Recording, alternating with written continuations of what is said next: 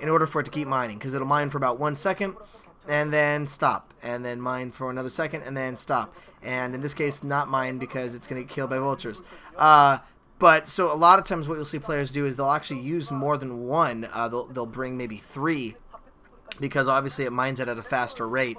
And it just takes a long time. I mean, you'll see him working on that mineral, and bear in mind he has to keep microing his other units, moving everything around, while constantly right-clicking. Oh, and he actually did have more than one probe there, it looks like, already. Or he brought more than one probe to finish off that mineral. So again, he now has to defend that back, and Fantasy is so good at vultures. I mean, that's something that can very well be very difficult for him to defend from Fantasy. So certainly, certainly right now, I mean, Fantasy looks like going for another expansion, and Fantasy is doing a good job keeping KaL from getting the top right expansion. And I think he feels like because he drawed some Dragoons out, he is going to... Oh, he's not going to drop. He's just going to mine that. So often players will mine other bases, and Steve does this to me when we play in the form of dropping like a Dark Archon, or not Dark Archon, a Dark Templar or 2. He'll just drop 1 at my expansion when I'm a Zerg, and it will keep... Not only will it keep me from building a hatchery, but if I send a drone there without looking, or send units there to scout without any sort of... observation at all, then they'll get taken out. So Fantasy is going to decide to slow push. He is going to build some turrets and slowly move out. The Arbitral Tribunal is up. And again, I don't know what mark in the game this is because I cover up the bar. But, I mean, after getting the Arbiter, I'm hoping we're going to see some Templars coming out, maybe even before. I really think Storm is really key.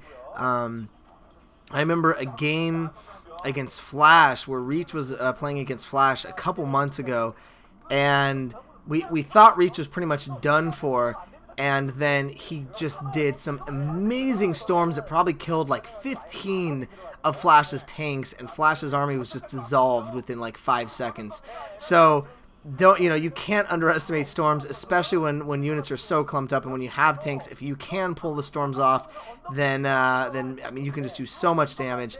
And we are going to see a drop here, possible mind drag. Nice little mind drag there, killing another SCV there, and it looks like wow, that's a lot of vultures, as Fantasy again likes. But you really do need vultures to protect your tanks, and Fantasy has really gotten that down and is making having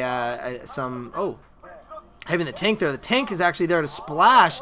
And that tank will actually splash the SCVs. That is a lot of Zealots, and this was actually a really good move by KaL, taking out one of Fantasy's extra bases, their mining bases for minerals, and doing a really good job, and then just leaving unscathed, other than not even losing the Observer. So right now, KaL is actually doing a really good job of harassing Fantasy and keeping Fantasy on his toes. Despite Fantasy trying to push out, KaL is kind of going around that little embargo he has in the middle of the map there, and is able to really do some damage. Again, KaL is really focusing on the tier 1 level Dragoons and Zealots, which is certainly okay at this point in time because Fantasy mainly has a lot of Vultures, as you can see.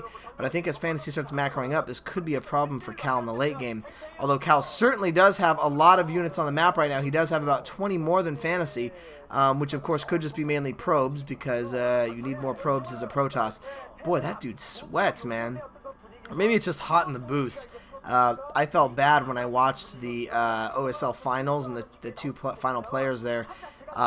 They both were sweating like crazy. Excuse me, were sweating like crazy in the booths, and it just looked really uncomfortable. By the way, I did watch the OSL live. For those wondering why I didn't cast it, maybe I should mention this at the beginning of the third game as well. We did watch it live after meeting up with the CJ guys. Savior and Effort and Sky High at the Team Liquid party. And we are going to see a push here, I should mention, coming up. KaL really doing a good job, has a lot of units, actually a lot more than Fantasy right now, and I think it's due to him pretty much being, for the most part, unharassed, with some really good defense on his part with all the Dragoons. He has a very Dragoon-heavy army, which is great against the Vulture-heavy army of Fantasy. So KaL is making the right decision. Currently running off 4 bases, I believe, at this moment. 4 mining bases. Actually, yeah, 4 bases right now. and Fantasy is currently at 3 mining bases.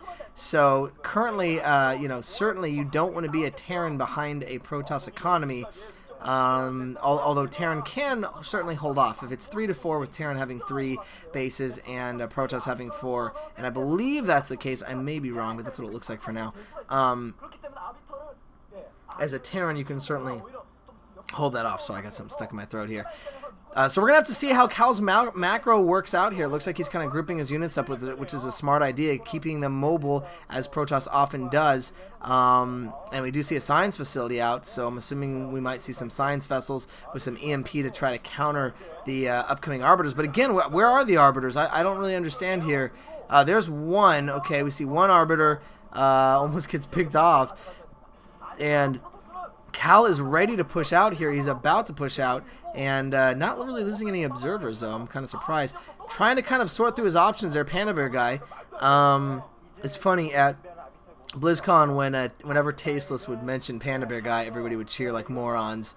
It's kind of funny. I almost wonder if he feels like he just has to say it because people are waiting for him to say it. Okay, we could see a recall coming in here.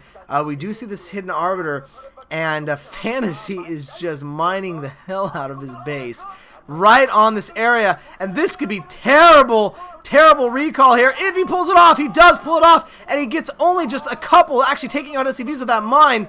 Actually the SCVs, Fantasy, just an amazing job countering this, and that is a completely failed recall. Now granted, KaL is still, I mean, certainly he took out a few SCVs, but I mean, overall definitely failed as far as our book is concerned here. I mean, that was very quick, losing a unit or two to mines there.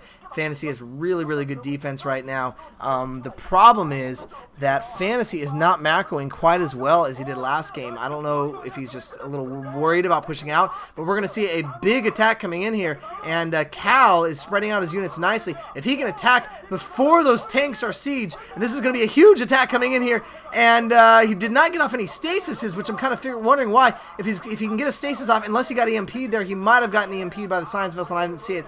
Very smart idea for KaL moving back. Take out some units, go in with like a giant strike team there, and then back off once you're weak, recharge the shields, wait for Fantasy to move out and got caught in off position again, because that is what happened right there. Fantasy certainly paranoid about possible recalls, and really has turreted up his base quite a lot. And we're going to see another going in here. I don't think there's really enough zealots for KaL. Okay, he does have some more streaming in the back. A very nice stasis there as well. And also a very nice matrix. Actually, that wasn't even enough. And KaL, I think, is going to break this because that stasis took out enough units there. He's going to move in, and the zealots are just tearing through these tanks right now. And this is huge for KaL. KaL already had the advantage and now has an even greater advantage as far as units go. And is going to be able to take out these tanks. A huge reinforcement of zealots, and I'm losing my voice here. And KaL, even though he's sweating, is winning right now, and Fantasy is going to have to work hard to try to fend this off. Of course, he does have the bridges and is really using his vultures well. You can see those, the